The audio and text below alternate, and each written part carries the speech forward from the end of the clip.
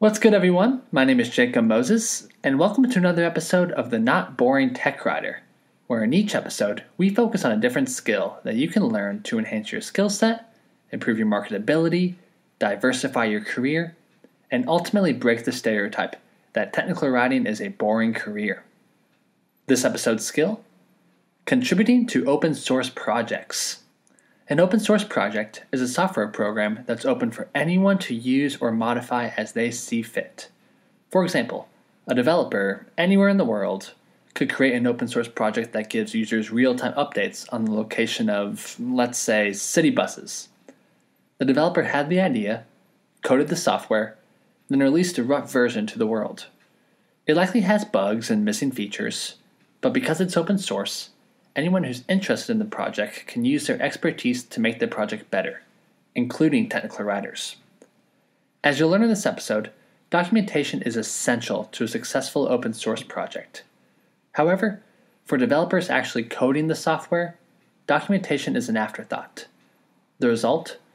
Possible users don't know what the software does, and even if they do, they struggle to figure out how to use it. This is where technical writers, both new and seasoned, can use their skills not only to contribute to the beauty that is open source projects, but also challenge themselves to learn new types of documentation. To help us unpack this skill, I've got Kyle Taylor, Solutions Architect at FFW and President of a Denton-based nonprofit called TechMill on the podcast, to share with us how technical writers can contribute to open source projects, including how to choose the right project to contribute to, how to translate your contributions into your portfolio, and how to create open source documentation that developers will love. Also, a big shout out and thank you to Knowledge Owl, a wonderful knowledge-based software for powering the Not Boring Tech Writer podcast. And I hope you all enjoy this episode.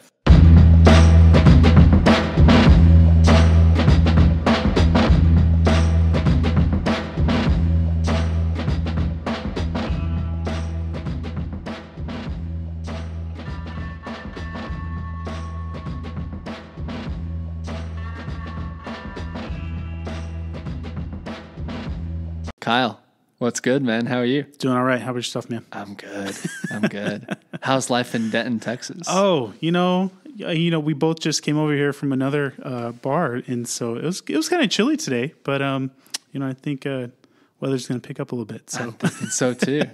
Yeah, we're kicking it here at Stoke Denton, one of our local co-working spaces. Late Tuesday evening, chatting tech writing. It's going to be a joy. That's right.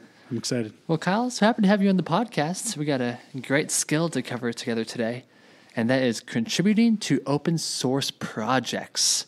This is, of course, sometimes more in the development world, but also some great opportunities for tech writers to get involved in it as well. So, Kyle, to get us started, for folk that are new into tech writing, new in this whole tech space, what the heck is an open source project?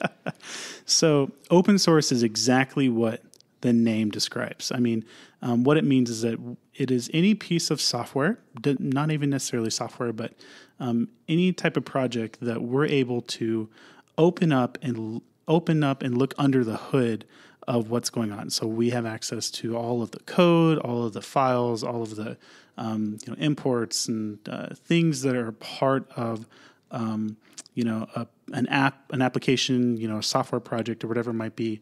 And we're able to not only see and look inside what's in there, but usually modify it for our own purposes. So there are a number of different licenses that apply to open source software. So whether it's an MIT license, which is a pretty loose license, it's basically like do whatever you want for the most part, versus other licenses like GPL, which require that anytime you extend a project, for example, say you wrote something and then you licensed it as GPL, and then I wanted to take the framework that you made and then write things that are extended off of that.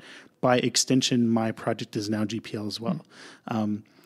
But it, in the name of open source, like we're still be able to share that code and do whatever we want with it, and sell it, as like commercial projects. So it's basically just like anything we're able to like look at and touch and modify and share with others. Very good. Yeah. And what types of open source projects are there? Does it cover all interests and all genres, if you will? Do open source projects usually reserved for couple different interests. What all can people dabble with? Oh, it's everything. And honestly, there's a lot of things that you might not realize are open source that you use every single day. For example, the new project, so GNU, which is GNU, which is the acronym, is kind of like one of the earliest organizations in like missions for liberating like software, so in open sourcing software. And so one of those is the GCC compiler, which is a C compiler, which is a type of software that we use to literally build other software. And so this is a free tool that has been around forever, that most software you probably use is compiled down from this root, right? So there are many layers, and there are definitely different categories in industries how they use open source software. And there are different types, right? So it's not just like when we think of an application that's doing something, but also things like cryptography are open source. So we know exactly how a cryptographic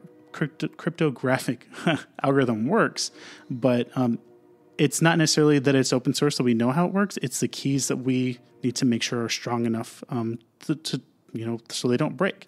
But yeah, it spans everything. Every industry you can think of is usually using some kind of open source software. Interesting. Yeah. So where does an open source project start? Does it just start with someone has an idea and they go in and code it? Who's usually the originator of these projects? That is right. Yeah, actually, it's usually... from my experience, and probably a lot of other software developers' experience, is that the software usually starts whenever you run into a problem that you're trying to fix, and Which we all face. Yeah, we all face. It's like something is annoying us, right? And so we're like, you know what? No one has yet solved this problem. So we are now going to attempt to solve this problem.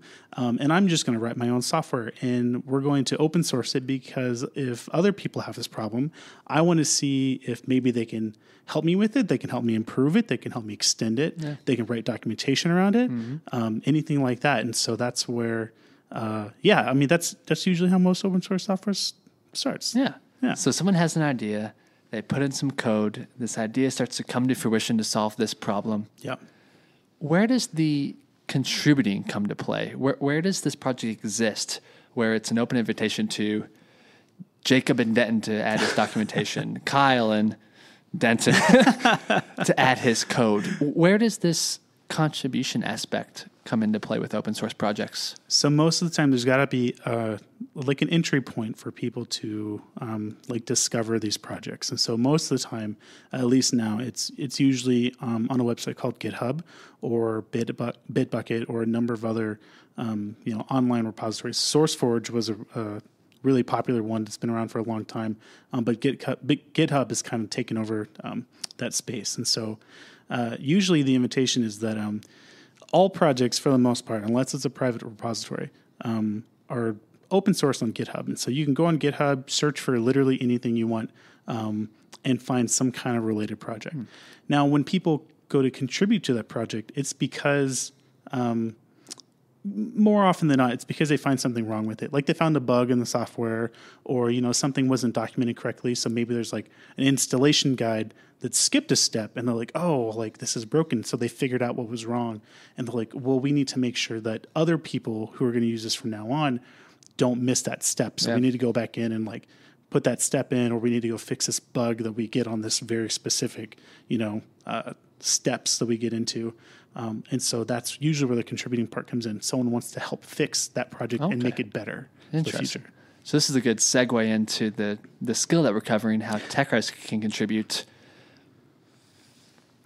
How do tech writers currently contribute to open source projects? Is that a thing? Like where are our skills needed in open source projects? Oh man, let me tell you right now. Where do we fit in this, Kyle? We could not have more tech writers contribite to open source projects. That's great to hear. Because most of the time when developers are writing open source projects, I mean, I'm guilty of this as anyone else, is I'm usually focused on the problem. I'm focused on, I have this issue I'm trying to solve, and I'm heads down in programming, writing my algorithms, writing my API calls, writing my et cetera. Just trying to scrap together things that are addressing my needs, which is this immediate thing that I'm trying to get done. My immediate need is not writing documentation on how to use the thing that I'm building. So usually every project on GitHub, for example, suggests you should have a README. Every project should have a README, some kind of basic text that is describing what is the name of this project, what does it do, how do we use it, how do we contact people for support, how do we use the issue queue, things like that. But sometimes we just never get to that point. Yeah. so that is honestly like the first best step to contribute to any project is contribute to the README and start contributing to documentation. Interesting. So yeah, that is there cannot be more support in that area. So for the tech writer that wants to start contributing for open source projects, would you recommend that he or she starts with an interest? I enjoy urbanism. Can I search urbanism in GitHub and products come up? Or is there a way that I can search for certain projects that need documentation? Yeah. What's a good way to find out that first project? So actually you mentioned two different ways and that are both very appropriate. There are oftentimes, so for example, every year, there's this monthly event. I say monthly. It happens once a month, over the year called Hacktoberfest. And so it's every October. And what they'll do is that it's a month where we are like celebrating open source and we want people to learn how to contribute to projects. And it's sponsored by, GitHub and DigitalOcean, which are these tech companies who help out with the event. And what we'll do is that project maintainers will go into the issue queue or go into like their tags on the project and tag them with things that they need help with. So, for example, we are going to go to our tags. We're going to tag it with Hacktoberfest. We're going to tag it with like good first issue, or we're going to tag it as like a documentation issue. So you can just go into GitHub and look for issues that are specifically tagged with documentation. Like this is something that we need a tech writer's help with, to start writing things. You can also go the other way. You can go interest-based. So with your specific example, you could probably go look for something like bike counter, right? And so we're going to go look for software that maybe cities or citizen scientist groups are using. They want to count all the bicyclists who are traveling down this path, and they're using this piece of software that's probably connected to some kind of hardware thing. And they might be using it, say, in Boston or New York, but other cities, maybe smaller, more rural cities, want to use that same software, but they might not know how to use it. And so you can go look for those interests and those types of projects and go, oh, you know what? This documentation doesn't really work very well. Or maybe you can find one of your tech friends and say, hey, does this make any sense to you? And they're like, oh, not really. Like, they're missing X, Y, and Z. That might give you more insight into what you might be able to contribute to that project. And, just contact a project maintainer. Okay. See what they think. So let's dive more into that. So what's like the GitHub etiquette? So I'm a tech writer. I find a project that I'd like to contribute to, make some documentation. Kyle, can I just dive right in? Don't even have an avatar yet. I don't know if there's images on GitHub, but just dive in and just start doing what I want in GitHub? Or is there a good way to build rapport with your peers that are contributing to this project? Yeah, you know what? There's a couple of ways you can do it. I think it's more important before you dive in is make sure you're finding a project that interests you enough that you're gonna have like a little bit of passion to want to help it, right? Because I think that'll help drive your interest and your focus on what you're doing. Now, how I talked about bad project maintainers like myself who don't always set up the repository correctly. There are a couple things you can do to get started. So, for example, one of the easiest things we can do is make it easier for other people to contribute issues. And so what we do is that we create. So what's an issue, Kyle? An issue is literally it's like a ticket. It's like a support ticket, right? So we're using this project or this library. We find a bug, and we're like, oh, we found this bug. We need to go document this bug. Now, we can have really bad, we can poorly document these bugs. We can literally just like create an issue that says thing broke on line 8, right? That doesn't really help the maintainer in any context in any way. So what we can do in the issue queue is that you can go see if these have templates, right? Like an issue template. An issue template is literally whenever someone creates a new issue, it's going to say, hey, describe the issue in these 4 steps. Tell us what operating system you're using, tell us where the error occurred, what you were doing, X, Y, and Z, some other metadata about what was happening. So it gives the maintainer more insight into what the issue actually is, because we all know that first example I gave is a really poor way to document an issue. Yeah. And you, as any other tech writer would know, really context is key when we're trying to describe what's going on. So that's a really good entry point to start contributing. Very good. So what is good documentation for open source projects, Kyle? Someone's a brand new tech writer, because that's what a lot of the new tech writers I talk to, they don't really have a portfolio yet. Right. And so open source, you just create that account and start contributing documentation in GitHub. What makes documentation most valuable for developers? I think what makes documentation valuable is making sure it's accessible and easy to read and coherent from section to section, right? I want to say I heard this on one of your previous episodes. There was like a conference called like Read the Docs or Write the Docs with your culture. Yeah. Yeah. So, I think there's a piece of software that helps you, if you don't have like a documentation guide for your project, it helps you generate one, right. like scaffold it. And so, you can find projects. Now, I'm not saying every project is going to need something that complex or that dense in structure. But I think if something gets to a certain point, maybe we need to help that maintainer evolve their documentation a little bit into a more structured README rather than just like a single page with like, hey, install X, Y, and Z, and like let us know if anything breaks, right? And so I think that having documentation in that format really helps the future developers who are using that software and helps them organize their thoughts a little more clearly. And I think when I talked about setting up those templates, when you provide structure for people to contribute, it makes them want to contribute. It makes it easy for them to contribute. And then we can take those issues and that new information. Yeah. And once we have that like scaffolded documentation structure, we're able to more easily organize those thoughts and those updates into those sections. So could that be something that a tech writer that wants to contribute to an open source project come in and create these templates? Yes, definitely. That's interesting. Okay. Yeah. Interesting. That can be a way to make a meaningful contribution right away. That's right. Huh. Yeah. Yeah. So specifically, if someone wanted to go research this, one of your listeners, these are called GitHub templates. And so you can just go look up GitHub templates. They usually have one for how to contribute, one for issues, one for pull requests, which a pull request is like, I found an issue in this library.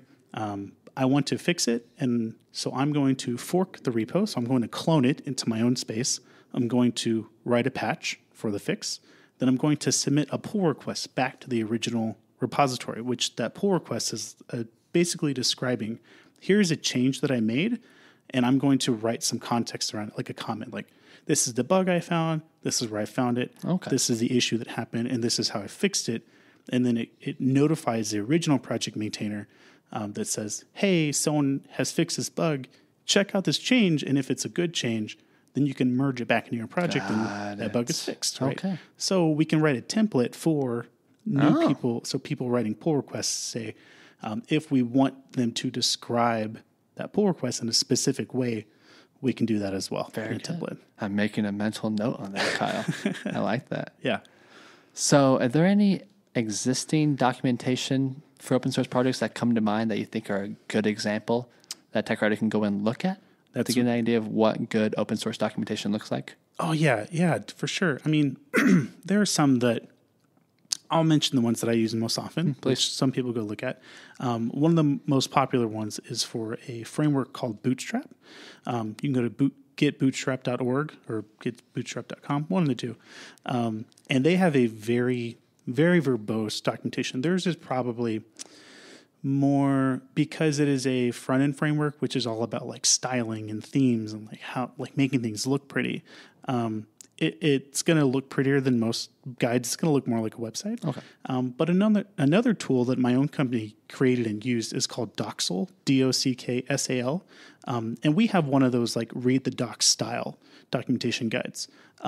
But they've done a great job at looking at the issues that people are submitting and including those in an FAQ that you can search through to make sure like, oh, I've run into this issue. We're going to include that issue inside of our documentation so you don't have to dig through tons of the issues that were submitted over and over again to try and find the answer. Yeah. So, yeah. Listeners, I'll make sure to get links to the current sites that Mr. Kyle just listed so y'all can check them out for yourselves and find ways to improve your own documentation. Kyle, one of the last questions I want to hit on, a lot of new tech writers that are looking to really start their tech writing portfolio, try to land that first paid gig, often struggle to do so. You know, maybe they have a blog, which is great, and maybe some projects in university, but no like kind of concrete examples of doing software documentation. Mm-hmm. Say they act on your advice, they find a project that either needs some documentation or aligns with their interests. They start to knock out some documentation. They create a template. They create a README. Is there a good way to actually take these contributions and compile it into a portfolio? Like, how can I sit down with my potential future employer. Am I just whipping out my laptop? Do I have to print out these contributions? I mean, how do I translate the work I did on open source projects into an impressive portfolio for a potential employer? So this is going to sound weird, but one of the great things about GitHub and these like version tracked like software projects is that the narcissism in it is that we credit ourselves with everything that we commit, right? So whenever we commit, a change to a project, this is anything that is captured in code, which is not just code, but also any documentation, any templates, anything like that, which has to be captured inside of a commit. And that commit is tied to a project, which is also tied to your user profile, which means I can go to your public profile and look at all of your public commits and go, oh, look, Jacob committed an issue template to this, whatever library, X, Y, and Z. Also at the same time, while that is like the more technical way, you can kind of like, that's like your breadcrumb trail. You can always go look up. One thing that you might want to do is that, it's always great for projects to recognize the people who help them create the project for what they are. So adding a contributor section to your document to your docs guide is a great way not only to, show the people, show credit and, I guess thankfulness for the people who are contributing to the project, but also as a way to like kind of add a portfolio piece. Like, hey, look at my name on this project that I helped contribute docs to. That's awesome. If they don't have one, as a technical writer, you can suggest one. So. I love it. So whenever I see this, makes total sense with the whole your name being associated with all of your commits and actions on GitHub. Is that why I see in people's like Twitter bios, just like their GitHub thing? That's right. That's so interesting. Yeah, I feel like a fake tech writer sometimes. That's something I should know. Yeah, GitHub is it's like the modern developer's resume. Yeah. So very good. Yeah, well, that's a good note. Yeah, I appreciate you sharing that. Kyle, final question. Tech writer is inspired to get into GitHub, start adding their own documentation, maybe improving some existing documentation. For people who are new to open source or maybe just new tech writers in general, they may feel like a little bit of imposter syndrome. Like, I'm not used to working on some of these types of projects. For someone who has the passion for documentation, but maybe not those projects to really amplify their confidence, what would you tell them? I think the first thing you would want to do is, especially in this world driven by this, what we call version control. So like GitHub is a platform for version controlled software projects, is becoming more familiar with how these tools work. Even if you're like not a developer or have a developer background, if you do have like a lit background or a tech writing background, becoming more aware in using these tools, I think makes you more comfortable with how they work. A lot of people see a terminal window. It's just like a black screen, white text, and they're like, oh my God, I'm going to... You press enter and nothing happens. Or everything happens. Or everything happens, that's right. Yeah, and you're like, I don't know what's happening. I think having some like baseline tech literacy around like developer tools, which GitHub is a great place to start, I think helps you become more in tune with the developer community, and I think that'll kind of show you or give you more insight into what a developer's workflow looks like, and it helps you understand like where they're coming from. Yeah. So it helps you get into the mindset of like what makes a valuable issue, like what when we talk about the templates, what makes a valuable issue template, what makes a valuable pull request template, how can we make the lives of the people who are making the software easier to continue contributing and making the software better. And so I think,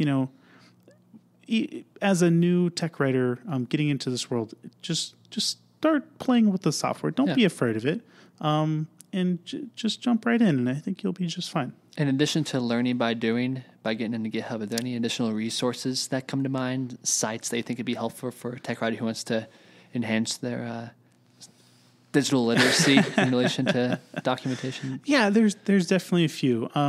I think there are a lot of like intro to Git courses online. There is one, I'm going to mention the GitHub username. I can't remember the actual project, but it's by a GitHub user called JLord, JLORDE, and I'll send you the link later. But it's a really great like intro to Git. So it's like, this is how Git works. There's also a really great site called Learn How to Program, which is learnhowtoprogram.com, which is a like online free code school by a real code school out of Portland. And they have a really great intro course. Like, this is how we use a terminal. This is how we use Git. And I think those are really great intro tools you can start using to like get more acquainted with the software. Yeah. Very good. Yeah. Well, Kyle, man, I appreciate you sitting down with me and sharing your wisdom with us. Yeah, it's been a joy. If any listeners want to connect with you, learn more about the work you're doing, where can people find you online? Oh, I'm always on Twitter. So very good. You can find me on Twitter at Kyle Tailored. And that's also my email, so at Gmail. So feel free to hit me up there. Very good. Yeah. Kyle, man, thank you so much. We'll talk soon. Thank you. Thanks again to Knowledge Owl, a knowledge-based software for powering the podcast. And thanks so much to each of you for listening to the podcast. And we will chat very soon. See ya.